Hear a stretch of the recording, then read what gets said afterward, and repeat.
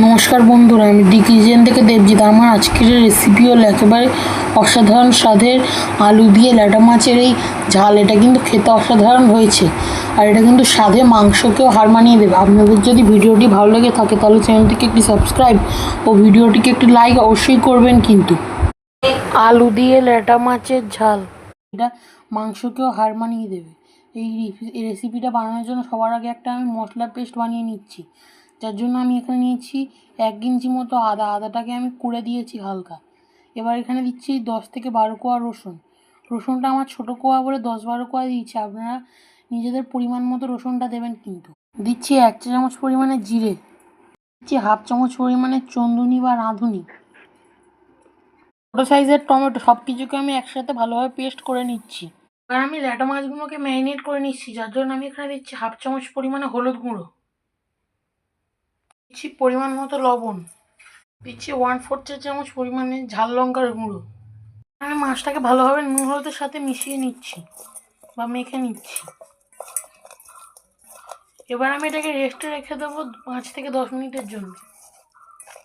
এবার আমি মাছটা ভেজে নেওয়ার জন্য গ্যাসে একটা কড়া বসিয়ে নিয়েছি। এবার এতে আমি দিচ্ছি পরিমাণ মতো সর্ষের তেল। আমি তেলটা গরম হতে দেবো। মাছটা যাতে কড়ার গায়ে ভাজার সময় বসে না যায়, তাই তেলে দিচ্ছি 1 চিমটে পরিমাণে লবণ। তেলটা গরম হয়ে গিয়েছে, এবার আমি নুন হলুদ দিয়ে ম্যারিনেট করে রাখা মাছটা এখানে দিয়ে দিচ্ছি। আমি মাছগুলো এখানে দিয়ে দিয়েছি। এবার আমি মাছগুলো ভালোভাবে উল্টে পাল্টে ভেজে নিচ্ছি। এবার আমি মাছগুলো উল্টে দিচ্ছি।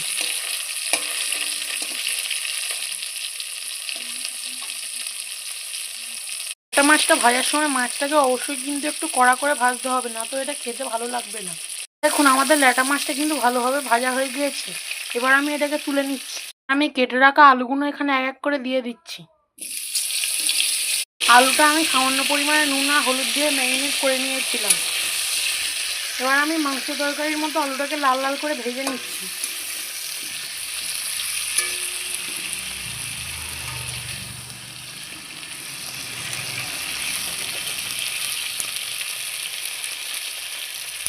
কিন্তু ভালোভাবে লাল লাল করে ভাজা হয়ে গিয়েছে। এবার আমি আলুটাকেও তুলে নিচ্ছি। এবার আমি আলু দিয়ে ল্যাটা মাছের ঝালটা রান্না করার কড়াই যে মাছ আর আলুটা ভাজার পর তেলটা ছিল, ওর মধ্যে দিচ্ছি আরও সামান্য পরিমাণে তেল। তেলে আমি দিচ্ছি 1/2 চা চামচ পরিমাণে চিনি। তেলে চিনিটা দেওয়ার ফলে তরকারিতে খুব সুন্দর একটা কালার আসবে। এবার আমি এখানে দিচ্ছি বাটা পেঁয়াজ। আমি এখানে একটা বড় সাইজের পেঁয়াজকে বেটে নিয়েছি। আমি বেটে রাখা পেঁয়াজটা এখানে দিয়ে দিয়েছি। এবার আমি পেঁয়াজটাকে ভালোভাবে ভেজে নিচ্ছি।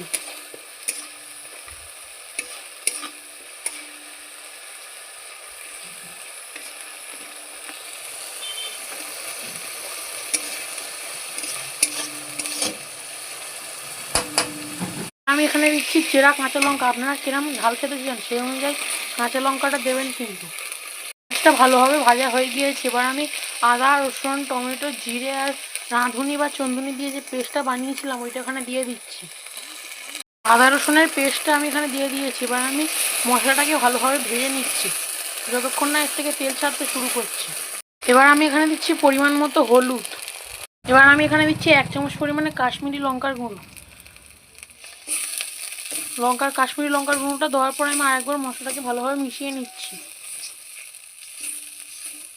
আমি এখানে দিচ্ছি সামান্য পরিমাণে জল, যাতে মশলাটা কড়ার গায়ে বসে না যায়।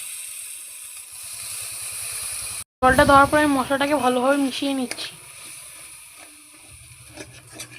আমি এখানে দিচ্ছি পরিমাণ মতো লবণ। লবণটা দেওয়ার পর এটাকে আমি ভালোভাবে মিশিয়ে নিচ্ছি।